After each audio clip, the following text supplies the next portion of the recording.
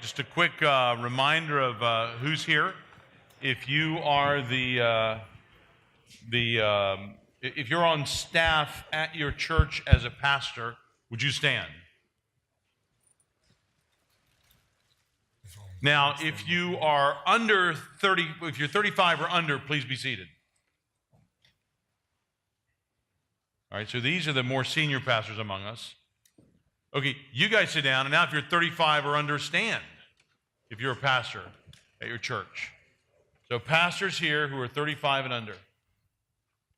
Okay, brothers, we're looking at these guys, and our first question is, how are they lazy? What are things young pastors often do to waste time? Please be seated. That's what we're thinking of right now. Seriously. Good word, Nathan, on the word. Good word on evangelism and hospitality, reconciliation, brother. Very practically, a lot of pastors are paid by their church, and they do evangelize, they do prepare sermons, but how do they waste time? What's common? What are some pitfalls that should be avoided? Sports, social media, conferences. Brian? I'm not sure I agree with the sports one, but social media, yeah, okay. Yeah. I think a place that time is wasted are the places that we don't think we're wasting. And that's, with young guys, I think it's doing the things we want to do, and we prioritize that versus maybe things we need to be doing that aren't as fun, that aren't as glamorous, maybe the things that only God knows you're doing. But I think when those things need to be prioritized. So I think that's why, things from just visiting shut-ins and widow care and, preparing for meeting, whatever, the things that aren't as enjoyable to do as a pastor, that work gets passed off, and we end up focusing on the things we're drawn to. So, Brian, you're how old now? 42. And you were how old when you started pastoring Auburndale? 28. 28. Are there ways those first couple of years that you did tend to waste time that you don't now? Well, I think there's, I need to think, I'm not sure. Let me think on that, Mark. Yeah. You're I just think we joked about the social media thing. No, we're talking about ways Brian wastes time. Oh. So anyways, I you know that Brian he's not Well, I'm wastes time. thinking you need to come up with something for me. I'll tell you the ways you waste time. No profit, sorry. But we joked about the social media thing, but I think what's behind that is we are very consumed oftentimes with comparing ourselves to others, and we want to see what other people are doing and let that kind of set the bar for what we should be doing with our own ministries. So I think I want to say why are we on social media and those kinds of things. So, brother, why did you Instagram pictures of your trip to the beach this last week? Number one, I don't Instagram. That's my wife. Yeah. Anyway, but I do take pictures sometimes. All right. But they're focused pictures. If anybody knows how to take pictures that aren't, if you've ever seen Mark's, anyway. It's just. Anyway. Honestly, though, Mine are not pieces of art. They're conveying information, all right? Fuzzily. When I think about it, one of the ways that I'm most tempted to waste time is prayerless labor. It's easy to be busy with stuff, but unless the Lord builds the house, the labor's labor in vain. And I'm a doer by nature. I wake up thinking of 50 things I need to do, and it's very easy for me to work in my own strength. And it's terrifying to see, like when you really set aside time and pray, and like say, I'm going to pray for 30 straight minutes or for an hour, and then you walk away from that time. I can't tell you how often I've been ashamed of how prayerless I have labored. And I really think that's wasting time often. Because the Lord, He's the one who gives growth. He's the one who changes. And unless we're really relying upon Him, I think we can waste time by not praying more. Amen. Nathan, anything to add? Yeah, I think, Jesus often refers, or in Scripture refers to pastors as shepherds, right? They're pastors. And so I think one of the things that we can neglect is just the work with our people. I remember something that Shai said when we were together a few months back about how he had gotten in the habit of Richard Baxter's, what do they call it? He had a word for it. Visiting the Pastoral visits. Pastoral visits, that was it. Thank you, pastoral visits. And I've always, and since that, a few months ago, I always think like, am I doing that? And so much of our week is spent going to lunch with people, having coffee with people, so that when we get into, praying over the members of our people, if a name comes up and none of our elders knows what's going on with them, that's a problem. And I wonder how common that is. How many pastors actually know what's going on in the life of their people? And if you don't, that might indicate that you're probably not spending the time that you ought. Donnie, I'm assuming from the talk you just gave, you don't waste time. No. No, I'm serious, brother. I mean, just think you're pastoring your church. You're trying to reach out to unbelievers around you. You lead what's the official position, the name of your position with NAMB? Director of Boulevard. Director of Boulevard. And what's Boulevard? Boulevard is basically, it's the urban church planting of the North American Mission Board, and specifically around how do we help people make disciples in the city. And you're a husband and father. Yep. You're how old? 41. You started Blueprint at what age? We started Blueprint 7 years ago, so that would make me 34. Okay, so when you were 34, 35, were you wasting time pastorally? What were your temptations? Yeah, I mean, I think one of the definitely the things is a platform, trying to build platforms. I think that is one of the biggest things, is that because we think we can waste our time by the more people we have, obviously the better pastor that we are. And I think a lot of times is that we spend most of our time and that becomes our North Star. Instead of faithfulness to the word, more people. And so I've always oftentimes joked to the planters, I said, I'm the best father out of everybody in here, because I have 7 children, right? And, and they laugh, but I was just like, but that's the way we measure churches. It's he who has the most people is the best, is the best pastor. And I think that, and so we waste our time trying to build that at the expense of everything else, And I think a lot of times it becomes a competing vision because on one, growing faster, bigger, quicker has a certain mentality, the things that you got to do, but really trying to love the lost, reach your neighbors, and from the standpoint of getting to know, especially in an urban context where a lot of times there's mistrust, there's density, diversity, and you got to slow down, and then you begin to have these, and a lot of times you neglect getting to know your neighbor because you just do things, and so it's just like, how can we put on the biggest event, bring on Lecrae, bring on whatever it is, and that's the way, because more is better. And I think that we can waste our time trying to simply build platforms because we just think more is better. No. I definitely feel in the minority here because I'm the only one over 50. And so we're talking about young pastors. I'll just give you a generational observation. Mm-hmm. Your guys' generation, it's like you don't know how to use a telephone. You waste time if you would just call the person, you could find out the answer to your question. Mm-hmm. But our older staff, Bill, have you noticed this? I mean, something happened. The younger people have forgotten. You can actually, you don't have to text, you don't have to email, you don't have to WhatsApp. You can actually dial a number, and the other person may answer. And you can ask them the pastoral question you have directly and find out the answer right now. You don't have to set up to get coffee at Starbucks next week at 4 on Thursday. You can just call them and ask them. And I see a lot of pastors, like, they'll set up 3 meetings in order just to avoid calling somebody directly and asking them a question. Mark, one thing I remember that I wasted time doing in the early years was I spent a lot of time trying to win the people who were against me. And out of wanting their approval, out of fearing what they could do. And instead of obviously trying to build that relationship, but to just at some point realize this is a work that God has to do. This is not my job. And I spent too much time trying to win those folks that felt like wasted time. Now, that could be dangerous. Are you telling these guys it's jihad at their church? I mean, if there's somebody that doesn't like you and what you're doing, just go for them or forget them. Is that what you're saying?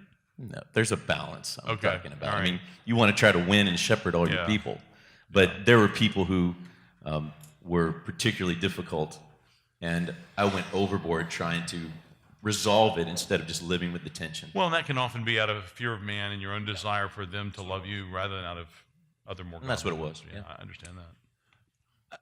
And this may be the generational thing about. So for email, I'd spend way too much time doing email.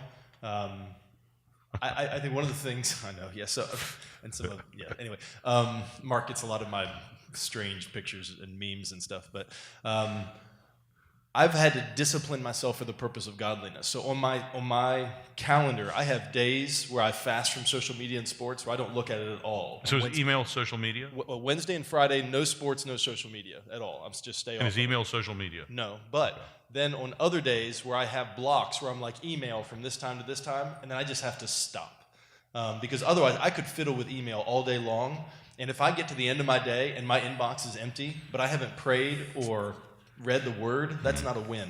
So honestly, if you feel that you receive an email, you're under a moral obligation to answer that email, raise your hand. It's dumb. I do. If you don't feel you are, raise your hand. Right. So do people come to church on Sunday and get mad at either of you for not having answered their email? No, because if I don't answer it, I'll usually have somebody else answer it if it's not me directly. So somebody at least touches base so they're not ignored. I just don't do all of them. Nathan? No. Because? I don't know. Ask them. That's great. All right.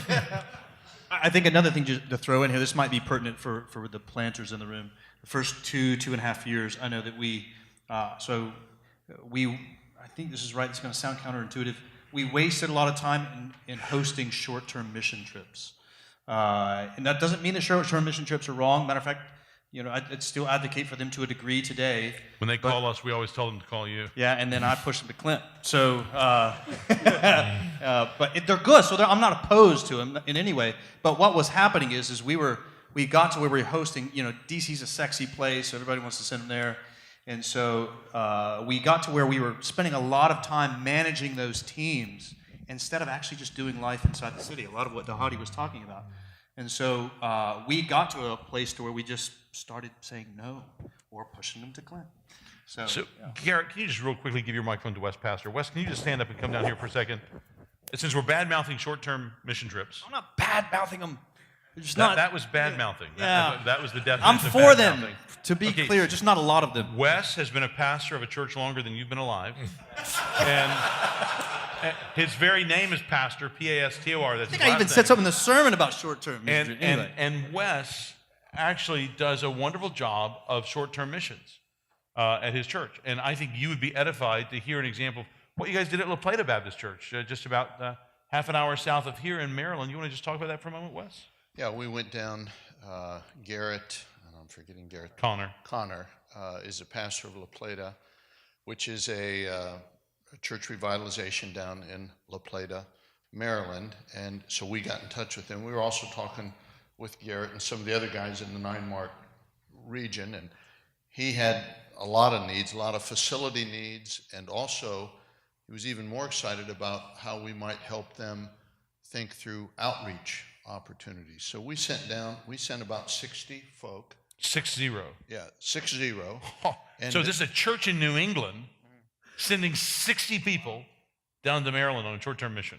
So we brought a lot of our skilled guys and a lot of our trades folk who have been on missions trips all over the world. And they came and Garrett just basically said, we need a total makeover here. And we just went at it for a week. We basically redid their sanctuary from a cosmetic point of view. They had another building that we did work in. We totally redid their grounds from a landscaping point of view. But probably the highlight was that we suggested that we try to do an outreach service, which they'd never done anything like that before. And we said, we'll go out, we'll do the inviting, you folk do the inviting. It was also fun because we were working with their people a lot of the week too. So there was some real camaraderie that was formed by that. And on Thursday night, we left on a Saturday morning. On Thursday night, we had an evangelistic service. Garrett preached at the service. We had 2 of our people give testimonies.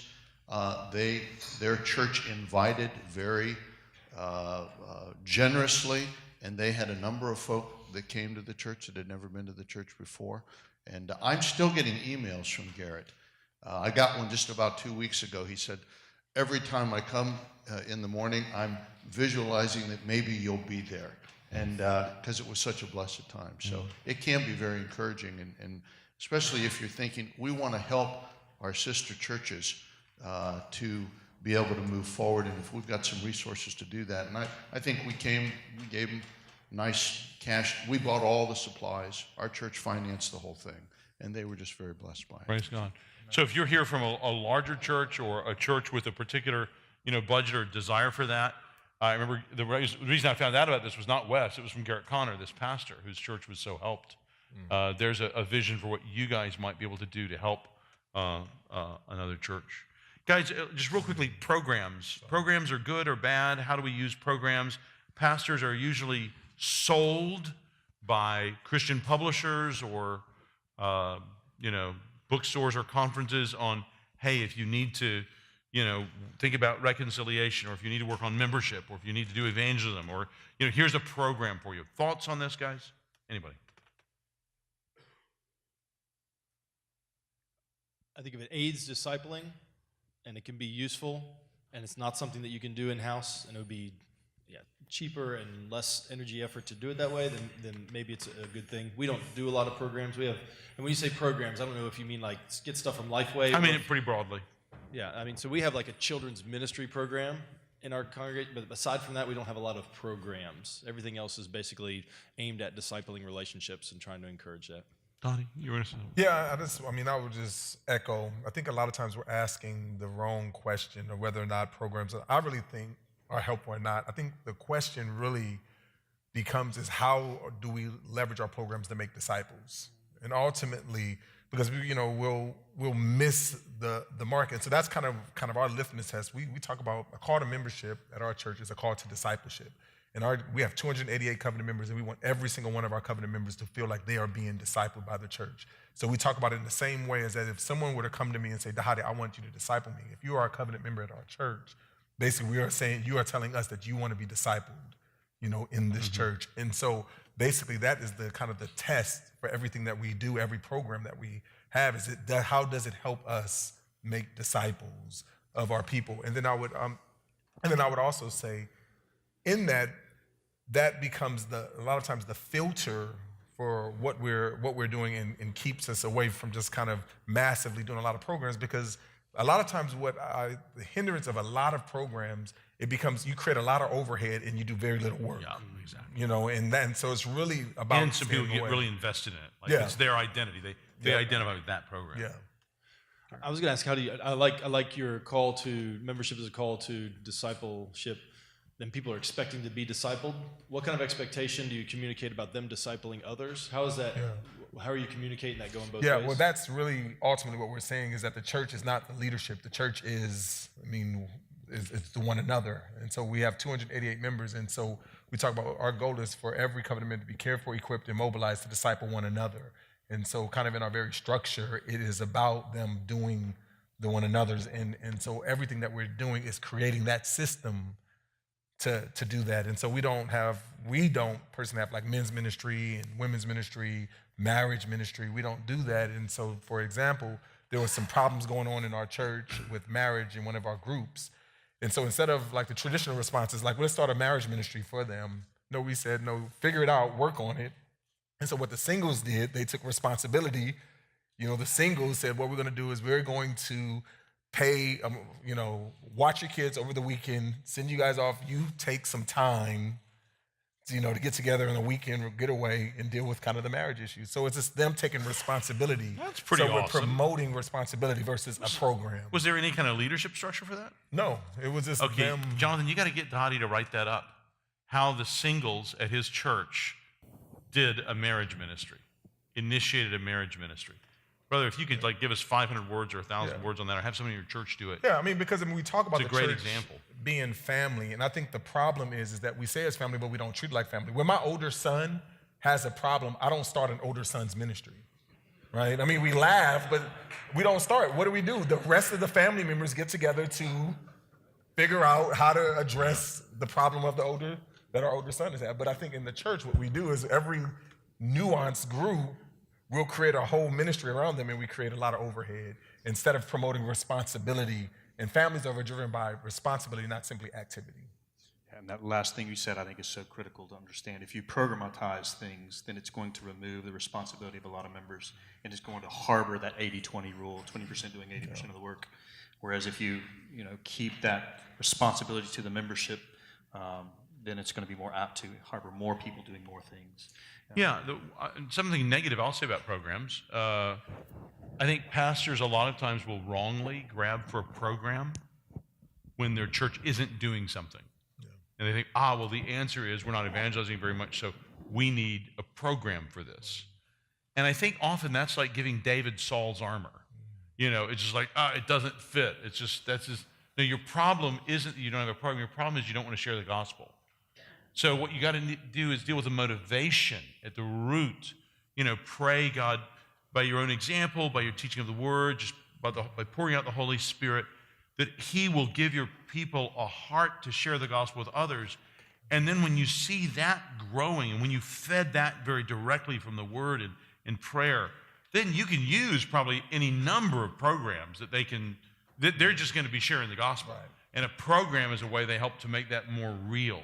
But it's not usually what's going to ignite a passion or begin something happening, except maybe, your types who like to run things or have specific responsibilities and authority.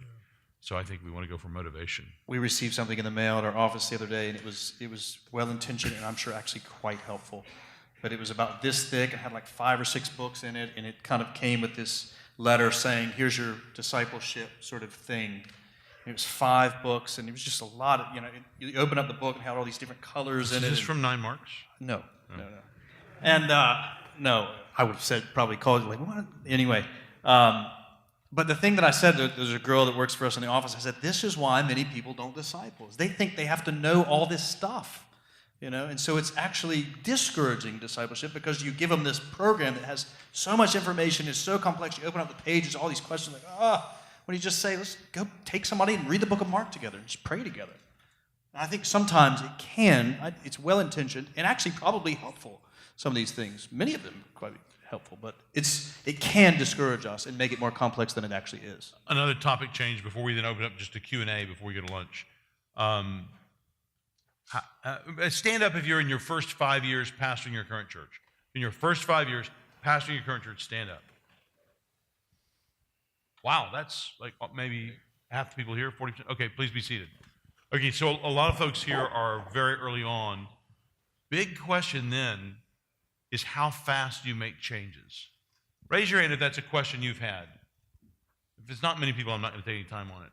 Yeah, no, it's okay. It's a general question, but any wisdom, brothers? How fast do you make changes? Now, Dahadi, you planted from out of nowhere. So do you know anything about this? What do you mean not planted out of nowhere? Well, there was not an existing church that you then had to kind of deal with. Yeah, and I'm probably the wrong person because I probably change too often because I'm constantly, for us, I'm constantly asking the question, how are we making disciples? How are we making disciples? How are we making disciples? And if we're not making disciples, I wasn't raised in the church. So you were the kid in 3rd grade who pulled up the plant to see if it was growing well, then put it back in every day. Yep. Yes. And so I'm learning the discipline of allowing things to just be, because I'm kind of have that church plant mentality.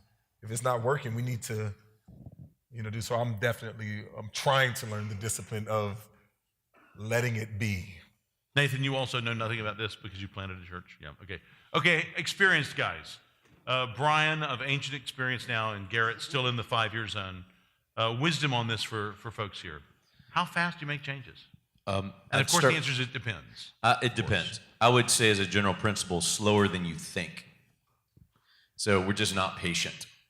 And I think what most guys in their first 5 years miss is they're really itching to want to change something in year 3 that probably is going to be a whole lot easier to change in year 7. But it's just really hard to have that foresight to look ahead and know that that's the case. The other thing I would say is you want to be careful to change things if you have not won the trust of your congregation for them to be able to embrace the change you want to bring. So I think one problem that guys have is we think too black and white in that we see it in the Bible and we teach it, therefore our church is going to want to do it. And it's not, and that would be really nice in a perfect world. But it's about that person who has shepherded and cared for them, that teaches that word to them, and the combination of those two things over years brings change that doesn't implode the church. And I'm convinced you can't do much in changing to where it's not going to harm the congregation inside of 5 years as a general rule. So slower than you think, and try to have foresight to see what change can come in the next 5 years and the next 5 years after that. Okay, there you heard the most conservative answer. One story to illustrate part of what you're saying, I think, is see that lit up sort of bookstall over there? That's where we'll sell books at 5:30. We didn't have that before I was the pastor. It was my idea. We put it in there. Older ladies in the church, a mom and a daughter, got really upset. They thought of Jesus turning over the tables in the temple, said, "You're selling stuff in the sanctuary. This is sin." They were very, very upset. They're sweet ladies by nature. These are not like the troublemakers in the church. These are my sisters in Christ. They have the fruit of the Spirit in their lives. They're zealous, not knowledgeable, but zealous. But they were really upset. I never successfully dealt with that in their eyes. However, her husband, her dad, became sick. I went and visited him in the hospital. By doing that, all of a sudden, they didn't care about the book stall anymore. They were my biggest supporters because I went and visited Mott in the hospital. So leveling people, you can do whatever you want. Yeah, exactly. Well, kind of what you were saying, and you're talking about the relationship coming first. I know. What you're talking about is why it's so important, especially in those first 5 years.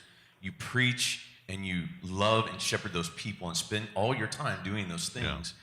Because you can make a plan, you can rewrite the Constitution, say exactly what you want it to say, but if you don't have people who trust you when you want to bring those changes, that's when it implodes and you maybe get fired.